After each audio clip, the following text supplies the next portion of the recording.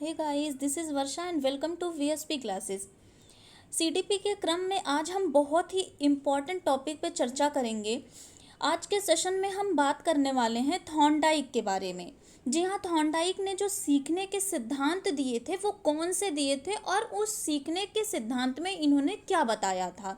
तो चलिए हम शुरू करते हैं। देखिए, ये बहुत ही इम्पॉर्टेंट चैप्टर में से एक है, चाहे वो आपका सीटेट का एग्ज़ाम हो, DSSB हो, KVS हो या फिर किसी भी स्टेट का टेट हो। थॉर्नडाइक से 1 या 2 नंबर के क्वेश्चन जरूर पूछे जाते हैं, तो आप इस वीडियो को पूरा देखिएगा। अगर वीडियो पसंद आएगा तो लाइक और शेयर कर दीजिएगा, और सबसे बड़ी बात, चैनल को सब्सक्राइब कर दीजिएगा ताकि लेटेस्ट नोटिफिकेशन आपको मिलती रहे। तो आइए शुरू करते हैं।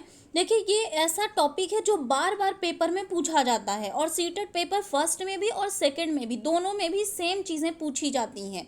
ठीक है।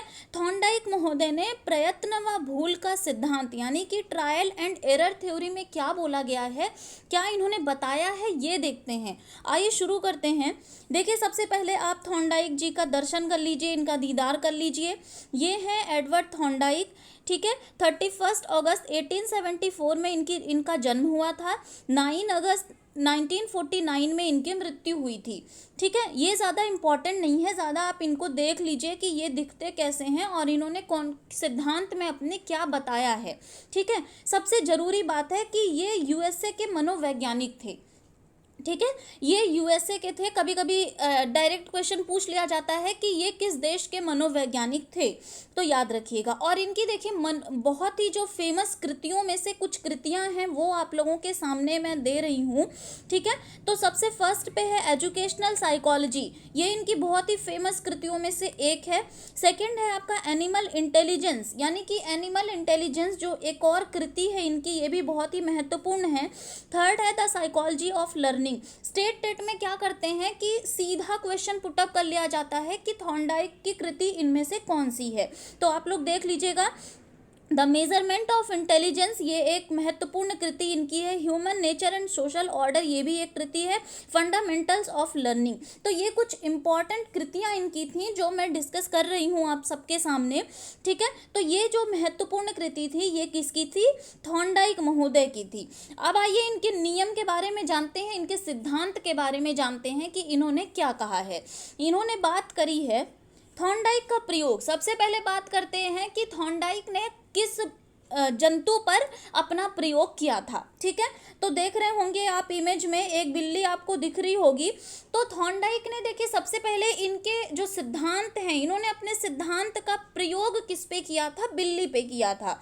सिंपल सा क्वेश्चन बन के आ जाता है एग्जाम में कि थॉर्नडाइक ने अपना प्रयोग किस पर किया था। तो थॉर्नडाइक ने किस पर किया था? बिल्ली पे किया था। ठीक है। और कैसी बिल्ली पे? भूखी बिल्ली पे इन्होंने अपना प्रयोग किया था। देखिए क्या हुआ था, एक स्टोरी के माध्यम से आप समझेंगे तो आपको चीज़ें याद रहेंगी। क्या होता है कि थॉर्नडाइक ने प्रयत्न व भूल के सिद्धांत के बारे में बताते हुए कहा है कि इनका मानना है कि जब कोई व्यक्ति या कोई बच्चा कोई कार्य सीखता है, ठीक है, तो उसके सामने एक विशेष परिस्थिति, एक विशेष उद्दीपक की बात इन्होंने मेन कही है, यानी कि एक विशेष प्रकार का जो स्टिमुलस होता है उस पर प्रतिक्रिया करने के लिए एक व्यक्ति को वो प्रेरित करता है। यानी जैसे कि अगर आपको प्यास लगी होगी, ठीक है, आपको बहुत जोरों की प्यास लगी है और आपको चाहिए पानी, तो पानी जो है वो एक विशेष प्रकार की स्थिति पैदा कर रहा है, एक विशेष प्रकार के उद्दीपक के रूप में कार्य कर रहा है। ठीक है। तो उद्दीपक क्या है? एक ऐसी वस्तु या कोई भी वस्तु, कोई भी इंसान जिसको देखकर प्रतिक्रिया की जाए। सिंपल शब्दों में आप समझ लीजिए, जिसको देखकर आप प्रतिक्रिया करना चाहते हैं। ठीक है। यानी कि वही होता है क्या? आपका उद्दीपक। ठीक है। तो इन्होंने एक भूखी बिल्ली पे अपना प्रयोग किया था, और इस प्रकार से एक विशिष्ट उद्दीपक का एक विशिष्ट अनुक्रिया, इन्होंने 2 शब्द दिए थे। क्या कौन कौन से वो शब्द हैं? एक तो उद्दीपक है और दूसरी क्या है? अनुक्रिया, यानी कि स्टिमुलस और रेस्पॉन्स। इन दोनों में जब संबंध स्थापित हो जाता है तो उसे ही हम क्या कहते हैं? उद्दीपक अनुक्रिया सिद्धांत। जी हाँ, इनके जो प्रयत्न या भूल का सिद्धांत है इसको हम उद्दीपक अनुक्रिया सिद्धांत के नाम से भी जानते हैं। देखिए, इन्होंने इनका जो प्रयत्न या भूल का सिद्धांत था, इसके अनेक नाम और भी हैं, इनके और भी नाम हैं। तो पेपर में क्या करते हैं, आपको कंफ्यूजन में डालने के लिए, आपको कंफ्यूज करने के लिए वो और नाम दे देते हैं, ठीक है। तो आगे हम और नामों की चर्चा करेंगे कि वो नाम कौन कौन से थे, ठीक है। तो इसी को इन्होंने दो शब्द को आप याद रखिएगा, उद्दीपक और अनुक्रिया। इन्होंने दो शब्दों का बहुत ही ज़्यादा अपने ट्रायल एंड एरर थ्योरी में प्रयोग किया है, प्रयास एवं त्रुटि का सिद्धांत में, ठीक है। तो स्टोरी हम आपको बताएंगे अभी। सबसे पहले आप क्या करिएगा, देखिए, प्रतिपादक के बारे में अगर पूछता है कि प्रयास एवं त्रुटि के सिद्धांत का प्रतिपादक कौन है, तो आप टिक कर दीजिएगा कौन है, एडवर्ड थॉर्नडाइक हैं, ठीक है। और इनका प्रयोग किस पर था, तो इन्होंने अपना प्रयोग किया था भूखी बिल्ली पर। और भूखी बिल्ली का उद्दीपक बनकर कौन आया, तो भूखी बिल्ली का उद्दीपक कौन था, मछली या मांस का टुकड़ा था, ठीक है। मछली या फिर मांस का जो टुकड़ा रखा हुआ था बिल्ली के सामने, देखिए आपको स्टोरी समझ में आ जाएगी तो फिर चीजें आपकी जो होंगी वो क्लियर हो जाएंगी। देखिए, थॉर्नडाइक ने अपना प्रयोग एक भूखी बिल्ली पर किया था। इमेज में आप लोग देख पा रहे होंगे, ये बिल्ली कैसी है, भूखी बिल्ली है। बिल्ली को कुछ समय तक भूखा रखने के बाद थॉर्नडाइक ने इसको क्या किया, एक पिंजरे में बंद कर दिया, ठीक है, जिसे हम क्या कहते हैं, पजल बॉक्स भी आप कह सकते हैं पिंजरे को, ठीक है। इसमें इन्होंने बिल्ली को बंद कर दिया। पिंजरे के बाहर भोजन के रूप में थॉर्नडाइक ने मछली का कुछ टुकड़ा रख दिया।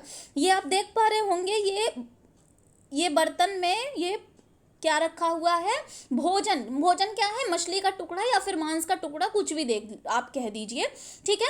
और पिंजरे के अंदर एक लीवर का बटन लगा हुआ है, ये देख पा रहे होंगे, यहाँ आपको लीवर लिखा भी है, ठीक है।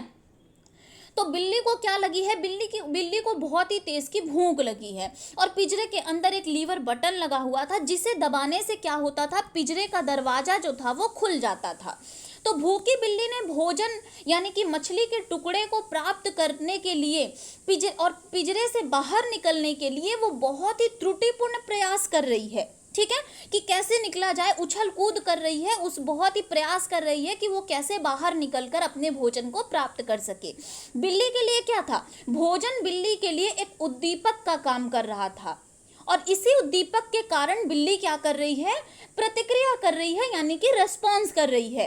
ध्यान से समझिएगा, बिल्ली ने बहुत बार प्रयत्न किया बाहर निकलने का, ठीक है, लेकिन एक बार जब संयोग से, ठीक है, कोइंसिडेंस से उसका पैर जो होता है, उसके पैर के जो पंजे होते हैं वो इस लीवर पे पड़ जाते हैं, और जब उसका पैर इस लीवर पे पड़ता है तो लीवर दबने से पिंजरे का दरवाजा खुल जाता है, और क्या होता है कि भूखी बिल्ली जो होती है वो पिंजरे से बाहर निकलकर अपने भोजन की तरफ आती है, और भोजन को खाकर अपनी भूख को वो शांत कर लेती है। यानी थॉर्नडाइक ने इस प्रयोग को बार बार दोहराया, कई बार इन्होंने उस प्रयोग को दोहराया, और देखा कि प्रत्येक बार, हर बारी क्या हो रहा है कि बिल्ली को बाहर निकलने में पिछली बार से कम समय लगा। यानी कि अब एक बारी जब बिल्ली को पता चल गया कि इस लीवर के दबने से ही क्या होगा, वो इसका गेट खुलेगा पिंजरे का और वो बाहर निकल पाएगी। हर बारी रिस्पॉन्स करने में उसको बहुत ही कम टाइम लग रहा है, और कुछ समय बाद एक टाइम ऐसा आता है कि बिल्ली किसी भी प्रकार की भूल किए बिना ही अपने एक प्रयास में, सिर्फ एक ही प्रयास में पिंजरे का दरवाजा खोलना सीख गई, और इस प्रकार क्या हो गया, उद्दीपक और अनुक्रिया में संबंध स्थापित हो गया। यानी कि उद्दीपक कौन है, खाना है, ठीक है, यानी कि भोजन है, यानी स्टिमुलस और रिस्पॉन्स में क्या हो गया, संबंध, एक रिलेशन बन गया, ठीक है। और इसी प्रकार उद्दीपक और अनुक्रिया में जब संबंध स्थापित हो गया तो उद्दीपक अनुक्रिया सिद्धांत इसको कहा जाने लगा। क्लियर। तो थॉर्नडाइक ने अपना प्रयोग किस पर किया, भूखी बिल्ली पर किया, और उद्दीपक यहाँ कौन बना, मछली या मांस का टुकड़ा। उद्दीपक क्या है, ऐसी कोई भी वस्तु जिसको देखकर आप प्रतिक्रिया कर सके, ठीक है। बिल्ली भूखी थी, वो जब भी भोजन को देखती थी तो वो प्रतिक्रिया करती थी। क्लियर। ये छोटी सी कहानी थी। अब थॉर्नडाइक ने कुछ नियम भी दिए हैं, अब वो नियम कौन कौन से हैं ये आप लोग देख लीजिएगा। देखिए, थॉर्नडाइक ने कभी कभी ऐसे सिंपल सा क्वेश्चन पूछ लिया जाता है कि थॉर्नडाइक ने कितने प्रकार के नियम दिए हैं, तो ध्यान दीजिएगा, थॉर्नडाइक महोदय ने 2 प्रकार के नियम दिए हैं। कौन कौन से, मुख्य नियम और गौण नियम। अब मुख्य नियम 3 प्रकार के होते हैं, और गौण नियम जो है वो 5 प्रकार के, ठीक है, ये 5 प्रकार है, 4 प्रकार नहीं, ये 5 प्रकार का है, ठीक है। तो देखिए, मुख्य नियम में इन्होंने कौन कौन सा नियम दिया। फर्स्ट है अभ्यास का नियम, सेकंड है तत्परता का नियम और थर्ड है प्रभाव या परिणाम का नियम। और गौण नियम में बहुप्रतिक्रिया का नियम, आंशिक क्रिया का नियम, साहचर्य क्रिया का नियम और एक है आपका मनोवृत्ति का नियम और लास्ट है आपका आत्मीकरण का नियम। तो ये दो नियम थॉर्नडाइक ने दिए थे, एक है मुख्य नियम और दूसरा है गौण नियम। अब मुख्य नियम में 3 नियम हो गए और गौण नियम में 5 नियम हो गए। ठीक है, अब देखिए एक बहुत ही इंपॉर्टेंट बात क्या है कि इस थॉर्नडाइक का जो नियम है उसको हम बहुत और भी अलग अलग तरीके से और भी अलग अलग नामों से जान सकते हैं। तो वो नाम कौन कौन से हैं? सबसे पहले थॉर्नडाइक के इस प्रयास एवं त्रुटि का सिद्धांत इसको कहा जाता है। सेकंड है इसको उद्दीपन अनुक्रिया का सिद्धांत, जैसे मैंने अभी आपको बताया, जब उद्दीपक उसके सामने रहेगा तब जाके कोई भी व्यक्ति या पशु या पक्षी जो भी है वो अनुक्रिया करेगा। थर्ड है आपका संयोजनवाद का सिद्धांत और फोर्थ है आपका अधिगम का बंध सिद्धांत। इसी को हम अधिगम का बंध सिद्धांत के नाम से भी कहते हैं। और जो सबसे इंपॉर्टेंट है वो कभी कभी आपसे पूछ लिया जाता है एस आर थ्योरी। ठीक है, ये एस आर थ्योरी क्या है? यानी कि स्टिमुलस एंड रिस्पॉन्स थ्योरी। ठीक है, इसी को इसका अन्य नाम था, ये जो थॉर्नडाइक का नियम था प्रयास एवं त्रुटि का सिद्धांत, इसी का ये अन्य नाम था। आगे चलते हैं, शिक्षा में क्या महत्व है इनका। ठीक है, शिक्षा में किस तरह ये महत्वपूर्ण है थॉर्नडाइक का नियम, ये देख लेते हैं हम। तो देखिए इस विधि से सीखने की क्रिया सरल हो जाती है। कहा गया है कि इस विधि से सीखने में जब बार बार आप किसी चीज की प्रैक्टिस करेंगे तो चीजें क्या होंगी, वो क्लियर हो जाएंगी। ठीक है, जैसे बार बार जब आप कोई भी कार्य बार बार दोहराएंगे, प्रैक्टिस जब करेंगे तो आपको वो चीजें कभी नहीं भूलेंगी। बिल्ली जो है वो 1 बार प्रयास करती है, 2 बार प्रयास करती है, 3 बार प्रयास करती है और चौथी बारी क्या होता है, वो लीवर पे अपने आप उसका पैर चला जाता है और वो समझ जाती है कि इसी लीवर पे पैर पड़ने से, पंजा पड़ने से ये पिंजरा खुल जाएगा। और एक टाइम ऐसा आता है कि बिल्ली एक भी बार गलती नहीं करती। ठीक है, एक भी बार मिस्टेक नहीं होती बिल्ली से। तो ये क्रिया करने से क्या होती है, क्रिया सरल हो जाती है। क्लियर।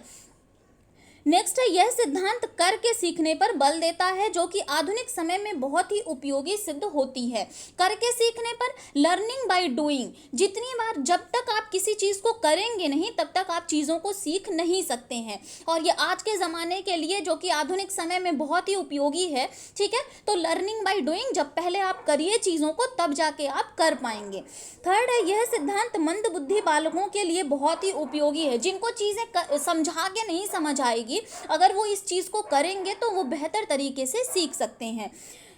नेक्स्ट है, इस सिद्धांत से धैर्य व परिश्रम के गुणों का विकास होता है। बिल्ली अगर एक ही बार में हार मान जाती तो आप सोचिए कि क्या बिल्ली कभी अपने मंजिल तक पहुंच पाती या कभी अपने भोजन तक पहुंच पाती? नहीं। तो इस क्रिया को करने से धैर्य व परिश्रम के गुणों का भी विकास होता है। क्लियर। नेक्स्ट है, इस विधि से अनुभव से लाभ उठाने की क्षमता का विकास होता है। और क्या होता है, इस विधि में भाषा में शुद्ध उच्चारण वह इस विधि से सीखता है। क्लियर। तो शिक्षा में इसका क्या महत्व होता है? शिक्षा में ये बहुत ही महत्वपूर्ण क्रिया करती है क्योंकि बार बार कोई चीज़ सीखने से क्रिया जो होती है वो सरल हो जाती है। और क्या होता है कि करके सीखने पर इस पे बल दिया गया है क्योंकि देखिए प्रयास एवं त्रुटि के सिद्धांत में क्या होता है, जितनी ज़्यादा आप प्रयास करेंगे त्रुटियाँ उतनी ही आपसे कम होगी। तो ये था थॉर्नडाइक का जो प्रयास एवं त्रुटि का सिद्धांत था, ऐसा थ्योरी थी। उस बहुत ही इंपॉर्टेंट टॉपिक था ये। 1 या 2 नंबर के क्वेश्चन हर एक एग्जाम में इससे पूछे जाते हैं। तो अगर आपको सेशन पसंद आया है तो लाइक और शेयर कर दीजिएगा, चैनल को सब्सक्राइब कर दीजिए, बेल आइकन को प्रेस कर लीजिए ताकि लेटेस्ट नोटिफिकेशन आपको मिलती रहे। मिलते हैं नेक्स्ट वीडियो में। Thank you.